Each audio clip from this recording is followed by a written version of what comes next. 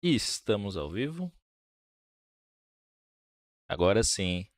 Seja muito bem-vindo, seja muito bem-vinda a mais um pré-prova aqui da Mais Formação Certificações. Meu nome é Jefferson, eu sou seu professor nessa jornada. Lembrando que o objetivo desse pré-prova é trazer um simulado pequeno, mas com questões que tenham caído na prova, têm caído recentemente. Então, essas questões. Áudio alto aqui.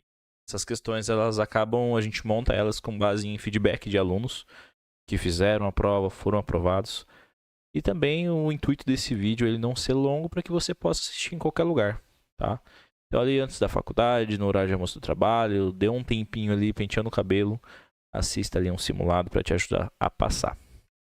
Qualquer dúvida que for surgindo ao longo desse processo, é só mandar aqui no chat, aqui embaixo ou aqui do lado, dependendo de onde você tá. E eu vou interrompendo aqui e vou respondendo, tá? Assim na medida do possível. Antes da gente começar, cadê? Eu queria compartilhar com vocês aqui a nossa plataforma. Vou deixar o link aqui na descrição do vídeo também. Mas esse aqui é a carinha dela. A gente já está com esses cursos preparatórios, tanto a CPA 10, CPA 20 quanto o CEA. Um intensivo de HP12C na prática para o mercado financeiro. E o nosso carro-chefe seria a mentoria formação. O que é essa mentoria formação? Nós pegamos, montamos turmas, tem uma próxima turma aí para fevereiro. A gente trabalha 7 módulos para te mostrar a cultura de várias instituições financeiras, vários bancos, várias cooperativas, vários escritórios de investimentos, como chegar nesses cargos, quais são os salários. E a gente sempre traz alguns convidados para falar da cultura dessas empresas também. Para que você não tenha que ingressar num varejo, por exemplo, e pensar depois, poxa, eu sempre almejei aqui a área de investimentos. Ou você está na área de investimentos, poxa, mas eu sempre quis um escritório ali, que ser assessor. É para que você já tenha essa bagagem aí antes de ingressar na instituição. Ou simplesmente não entrar numa instituição que seja muito mais agressiva do que o seu perfil. Tá? É uma mentoria bem bacana, modéstia à parte. Hoje a gente já tem aí mais de 100 horas de gravação. E os encontros eles acontecem semanalmente, 3 vezes por mês, de forma online. E esses encontros eles ficam gravados também. Mas você está aqui para fazer o pré-prova, então vamos lá. Esse é o nosso 24º pré-prova, fico muito feliz com isso. Sempre trazendo conteúdo de muita qualidade. Então, para a gente começar, questão 1700. João é sócio da corretora XY. Com relação às funções de uma corretora de valores imobiliários, está correto que se afirma em... Vamos pegar uma canetinha aqui. Na verdade, eu gosto do marca-texto. Verdinho. Aí.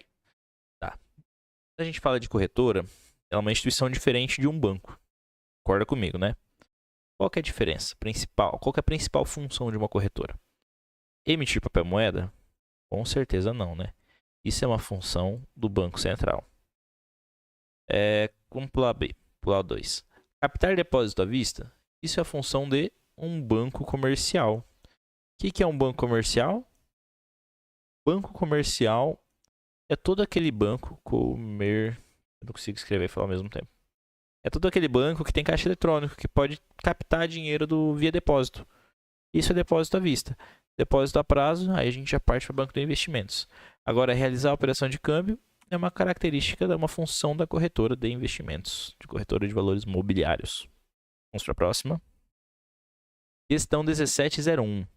Quando falamos do SPB, o Sistema Brasileiro de Pagamentos, estamos falando de A. Sistema e mecanismos relacionados ao processamento, à liquidação de operações de transferência de fundos, de operações com moeda estrangeira ou com ativo financeiro e valores mobiliários. Essa aqui tá bem completa, hein? Vamos ver as outras. Instituições bancárias e cooperativas de crédito? Tem também.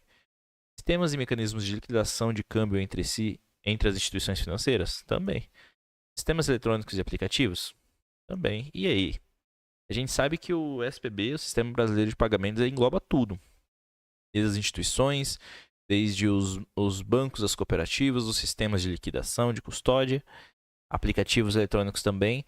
Nessa situação, qual que você vai marcar? Você vai marcar mais completa, tá? Não brigue com a questão.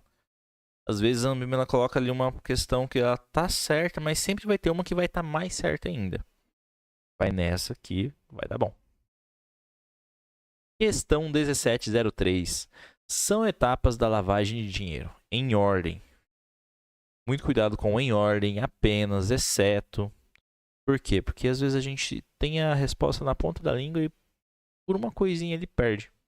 E tem que deixar para errar nas questões difíceis. Essas questões fáceis a gente tem que acertar. Ó, de baixo para cima.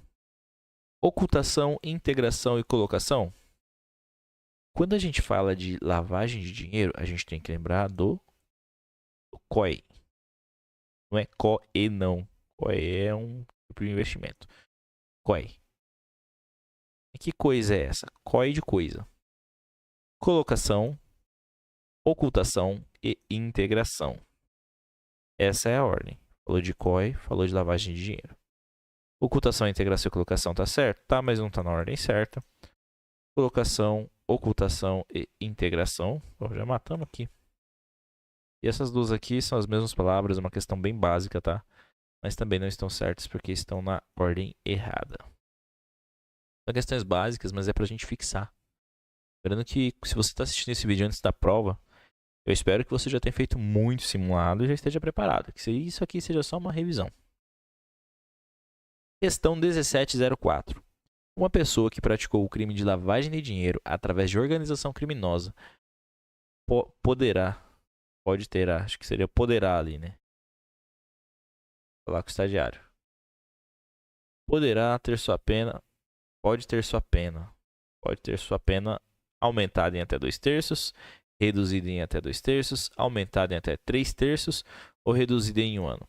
Quando a gente fala de crime de lavagem de dinheiro, a pena pode ser aumentada em 2/3 ou ela pode ser reduzida em até... em até 2/3. Por quê? Quando você praticou crime em quadrilha, ela vai ser aumentada em até 2/3. Mas se você fizer a delação premiada, ela pode ser reduzida em até 2/3. Poxa, Jefferson, mas qual que é a certa? É que ele está falando que você praticou o crime de lavagem de dinheiro através de organização criminosa. Não falou em nenhum momento que você contribuiu com as investigações. Logo, a pena vai ser aumentada, ela não vai ser reduzida. Mas, se vir a pergunta, ó, fulano praticou o crime de lavagem de dinheiro e contribuiu para as investigações, conseguiu devolver os valores, etc. A pena dele pode, aí sim, pode ser reduzida em até 2/3. Questão 1705. Prazo que a instituição deve manter os registros das transações dos seus clientes e também o cadastro de abertura da conta. A. 5 anos a partir da abertura da conta. B. 5 anos a partir da realização da operação. C. 10 anos a partir da abertura da conta. Ou D. 10 anos a partir da realização da operação. E aí? Lembrando que se você está com material atualizado, você vai tirar de letra. Se você não tiver com material atualizado, você já ia errar essa daqui. Na verdade é 10 anos, tá? Falei que ia errar e marquei errado aqui no slide. Antigamente eram 5 anos a partir da realização da operação. Como assim? Se eu fiz uma TED no ano 2, eu tenho que contar 10 anos para frente. Se eu fiz outra TED no ano 3, essa aqui é 10 anos para frente. E, consequentemente, o cadastro da conta deve manter guardado também. Depois disso, se o banco, a instituição, ela não quiser mais guardar, ela não precisa. Por esse time aqui, a partir da realização da operação, tem que manter guardado. Ah, mas não quer? Tem que manter por lei. Depois disso fica a critério. Ah, quero manter minha base de dados aqui por 30 anos. Pode. Mas até 10 anos da operação é obrigatoriamente manter. Questão 1706. Penalidades que podem sofrer por descumprimento dos códigos da Anbima. Tem uns erros de português nesse slide, né? Mas vamos lá. Advertência pública, multa, proibição temporária de utilizar o selo da Anbima. E aí, qual que está certo? Essa daqui de código, o código ele é muito interpretativo. Sempre digo isso, é muito importante que você leia ele. Mas, se você entende que o código ele quer trazer transparência, mercado leal, uma melhor prática de trabalho, melhores profissionais para o mercado, você consegue interpretar as questões.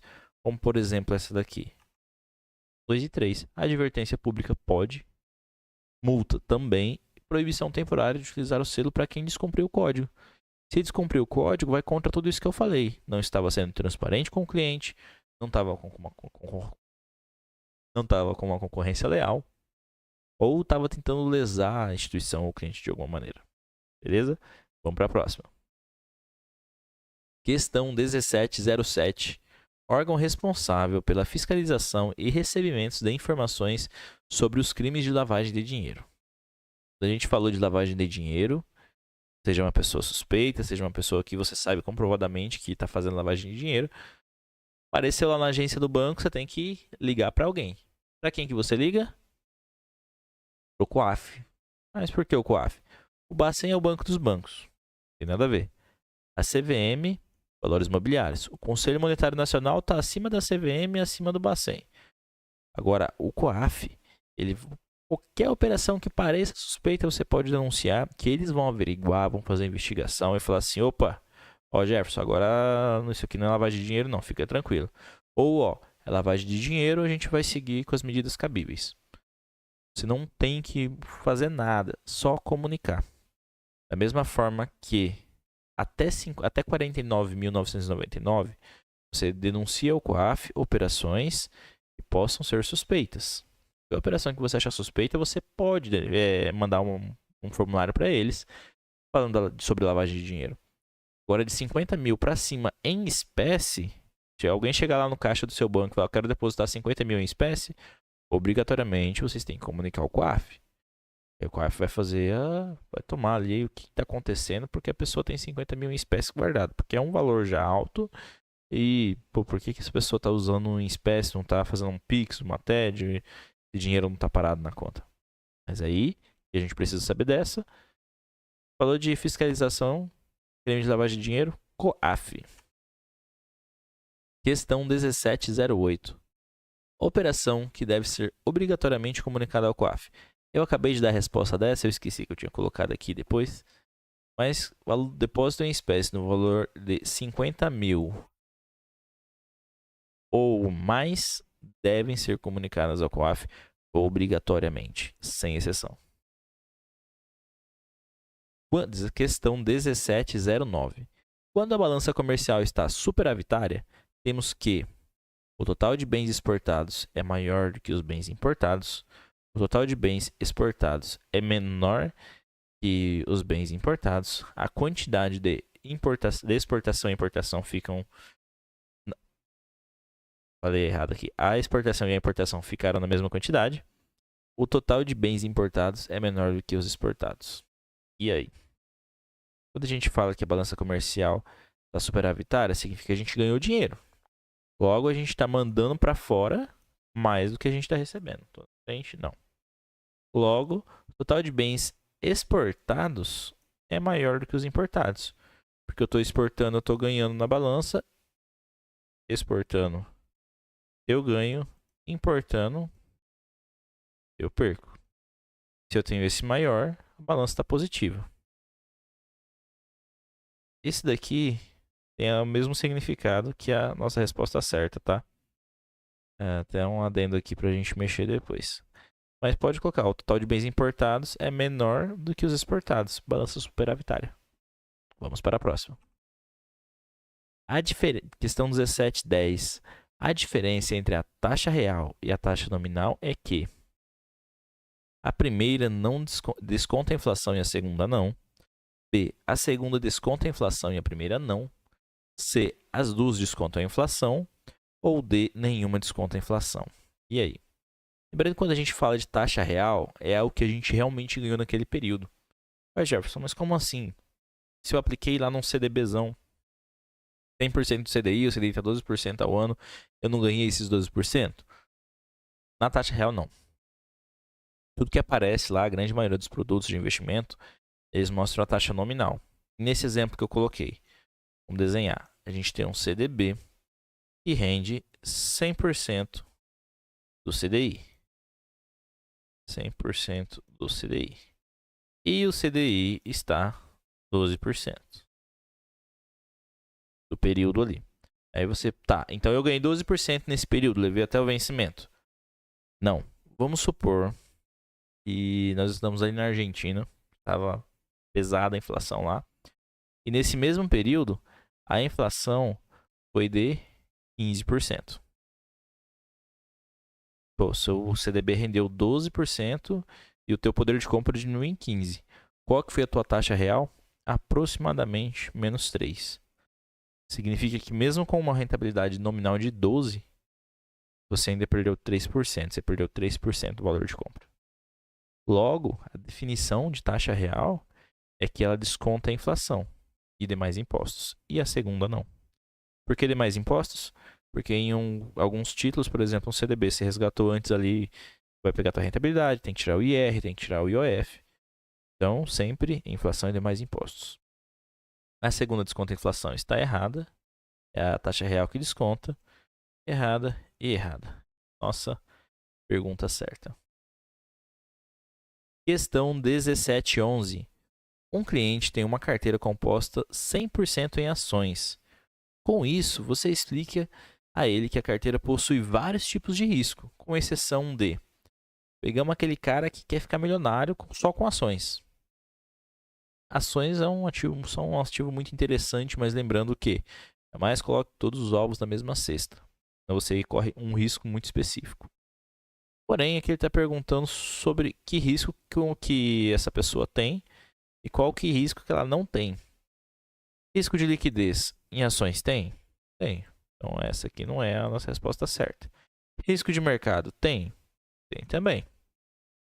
Vamos pular C. Risco sistemático, risco do sistema como um todo. Em outra pandemia aí, jogar o mercado lá para baixo de novo.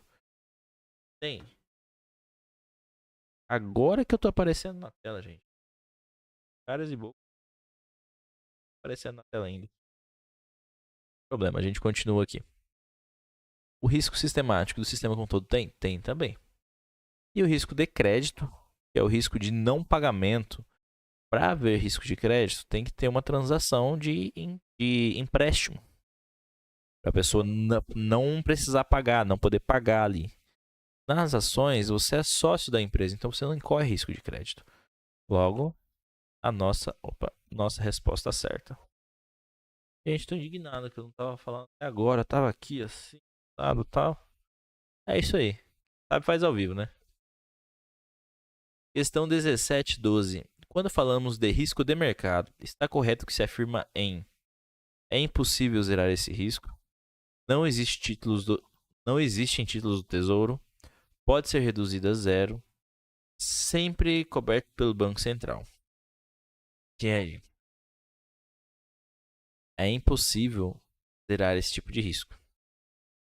Até essa daqui ela tá errada, porque ela tá dizendo aqui.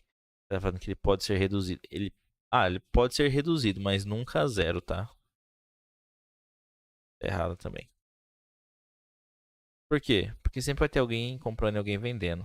Seja em título do Tesouro, o Banco Central não tem nada a ver com essa historinha aqui. Ele pode ser reduzido até um determinado ponto. Até o ponto do risco sistemático. Por quê? A gente tem dois tipos de risco na reta. A gente tem o... Essa aqui é a curva. Até daqui para cima, a gente tem o risco não sistemático. E nesse pedacinho aqui, a gente tem o risco sistemático. Não sistemático é o risco diversificável. Ele pode ser reduzido. Mas ele vai reduzindo com a diversificação, reduzindo. Chega um momento que o risco ele não reduz mais. Por quê? Porque é o risco do sistema como um todo. Se o Brasil quebrar, pô, não tem como impedir isso daí. Não há diversificação que reduz esse tipo de risco. Eu estou indo muito extremo, tá? Mas, novamente, veio a pandemia, jogou o mercado inteiro para baixo. Não existia correlação positiva e negativa que fosse segurar as ações. Foi o mercado inteiro. Então, esse é o tipo de risco que não pode ser reduzido. Questão 1713. Com relação à composição do IGPM, assinale a alternativa correta. Questão A. Alternativa A. 60 NCC, 30 IPA, 10 IPC. 60 IPA, 30 IPC e 10 INCC. 60 IPC, 30 IPA ou 10% INCC. Ou 60 IPCA, 30 IPC e 10% INCC. Sopa de letrinhas, né? Aqui você vai entender como. Lembra da ordem alfabética. IPA, IPC, INCC. E também em ordem decrescente. 60, 30, 10. Ou seja, a nossa resposta certa é a letra B. O IPA tem 60% do índice, o IPC tem 30% e o INCC tem 10%. Poxa, Jefferson, mas como é que eu vou decorar isso? Ordem alfabética. A, C, não tem B, mais CC. Tá vendo que tem uma lógica ali? E ordem decrescente de valor. 60, 30, 10. Isso daqui eu tenho certeza que é na prova, tá? É em todas. Chegamos ao final de mais um pré-prova. Se você assistiu esse vídeo, se você chegou até aqui, se inscreve aí no canal. A gente tem um objetivo muito audacioso de ser o maior canal de certificações financeiras do país no próximo ano, entregando sempre conteúdo de muita qualidade e muito atualizado. Agora em janeiro a gente vai ter em fevereiro a gente tem a segunda turma ali, em janeiro, fevereiro, isso, da mentoria, falei ali no começo do vídeo. E também a gente vai ter o intensivo do CEA. Então se você quer tirar o CEA, acompanha a gente aqui que vai ter um sorteiozinho de bolsas aí, eu não vou revelar a data, vai ter que estar acompanhando. Deixa o like, um comentário.